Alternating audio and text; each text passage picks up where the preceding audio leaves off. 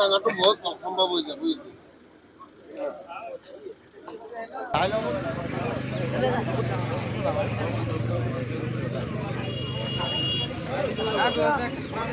এইটো কি পিঠিয়া পিঠিয়া ন দাঙি দিয়াচোন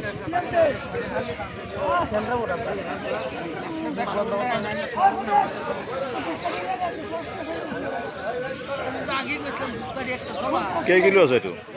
11 কেজি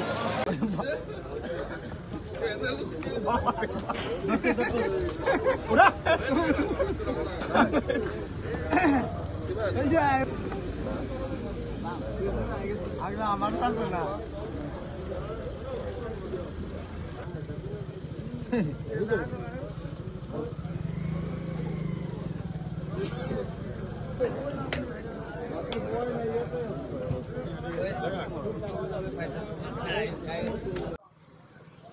পিঠিয়া মাছ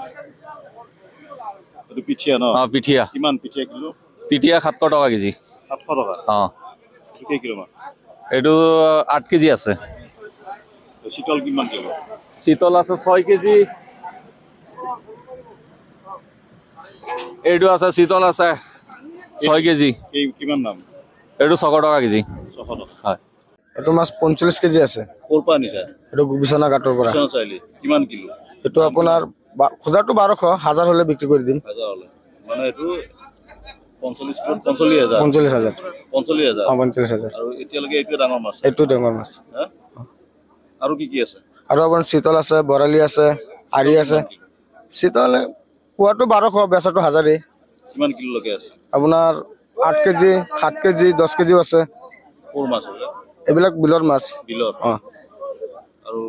কি ভাবিছে এইটো মাছ 45000 যাব নে বিক্ৰী হ'ব না তো আশা কৰিছো আৰু কি হয় বাৰু তো বিছনা ঘাটৰ পৰা আনিছে ডাঙাটো বহুত অসম্ভৱ হৈ যাব বুজিছে সকলোকে আপোনালোকৰ চেনেলৰ জৰিয়তে মই ভোগালী বিহুৰ শুভেচ্ছা যাচিলোঁ আৰু ভোগালী বিহুৰ আজি উৰুকা যিহেতু উৰুকাৰ দিনাখন মাছ লোৱা পৰম্পৰা আমাৰ আছেই তে আহি আমি বৰ ধুনীয়াকৈ লোকেল মাছ বুলি কৈছে বাহু মাছ এটা লৈছোঁ আৰু এইটো 4 কেজি 800 আজি ঘৰতে খাম আমি সকলো মিলি ফেমিলি আমাৰ ঘৰ ৰহাত এতিয়া আমি ৰহা গাঁৱৰ ঘৰলৈ যাম তাত গৈ সকলোৱে ভাই ককাই মিলি ভাত এসাঁজ খামগৈ আৰু ৰহাত এসাঁজ হ'বগৈ আজি আৰু হয় হয় ৰহা বগৰী বাহু ল'লোঁ আৰু এটা বাহু লৈছোঁ এইটো 3 কেজি 3.5 কেজি এইটো সৰু হ'ল এইটো এটা আৰু এইটো এটা সকলো পৰিয়ালৰ হয় হয় সকলোৱে একেলগে আজি বিহু বুলি এসাঁজ খাম বুলি ভাবিছোঁ সেইকাৰণে বজাৰ কৰিছোঁ আমাৰ ফালৰ পৰা আপোনাক একদম আপোনালোকো সকলোকে ভোগালী বিহুৰ শুভেচ্ছা যাচিলোঁ